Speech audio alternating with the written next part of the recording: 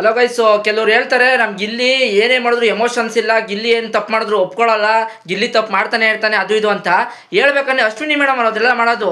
ಇವಾಗ ಒಬ್ರು ಏನೋ ಒಂದು ಅವ್ರ ಅಮ್ಮನ ಬಗ್ಗೆ ಮಾತಾಡೋರು ಅಂದರೆ ಒಪ್ಕೋಬೇಕು. ಇಲ್ಲ ಅಣ್ಣ ಅದು ನನ್ನ ಕನ್ಫ್ಯೂಸ್ ಅಣ್ಣ, ಇಲ್ಲ ಅಣ್ಣ ಅಣ್ಣ ಇನ್ನ ಅಣ್ಣ ಅಣ್ಣ ಅಂದ್ಕೊಂಡೆ ಅಲ್ಲಿ ಸುದೀಪ್ ಸರ್ಗೆ ಕೋಪ ಬರೋ ಥರ ಮಾಡ್ಬಿಟ್ರಿ ಇವತ್ತು.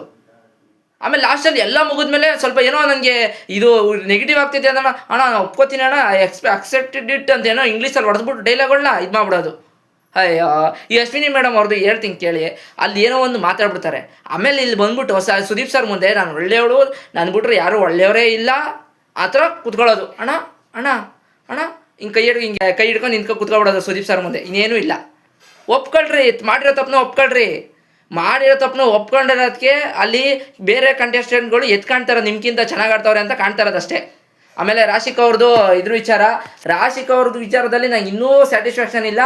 ಕ್ಯಾಪ್ಟನ್ಟಿ ಟಾಸ್ಕ್ ಬಗ್ಗೆ ಇನ್ನೂ ಮಾತಾಡಬೇಕು, ನಾಳೆ ಮಾತಾಡ್ತಾರೆ ಅಂದ್ಕೊಂಡು ಪಕ್ಕ ಮಾತಾಡಬೇಕು, VT ತೋರ್ಸಿ ಮಾತಾಡಬೇಕು ಅಂತ ನನ್ನಿದು. ಪಕ್ಕ ಮೋಸ ಆಯಿತು ಅಲ್ಲಿ. ಅದು ಇವರು ಯಾರೋ ರಜತ್ ಪಾಸ್ ಮಾಡಿದ ತಕ್ಷಣ ರಾಶಿಕ್ ಅವ್ರು ಪಾಸ್ ಮಾಡಿದ್ರು.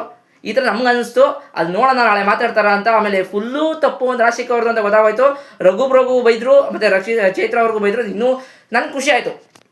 ಯಾಕಂದರೆ ಅಲ್ಲಿ ವಾದ ಮಾಡ್ಬೇಕಾದ್ರೆ ರಘು ಬ್ರೋ ಎದ್ದು ಇದು ಮಾಡೋರು, ಸುದೀಪ್ ಸರ್ ಮುಂದೆ ವಾದ ಮಾಡೋಕ್ಕೆ ಸೌಂಡೇ ಇರೋದಿಲ್ಲ. ಏನಕ್ಕೆ ತಪ್ಪು ಮಾಡೋರೆ ಅವರು. ನಾನು ಯಾರೋ ಫ್ಯಾನು ಅಂದ್ಬಿಟ್ಟು ಒಬ್ರು ನೆಗೆಟಿವ್ ಮಾಡಬೇಕು ಅಂತಿಲ್ಲ, ತಪ್ಪು ಅಂತಲೇ ಹೇಳ್ತಾರೆ ನಾನು.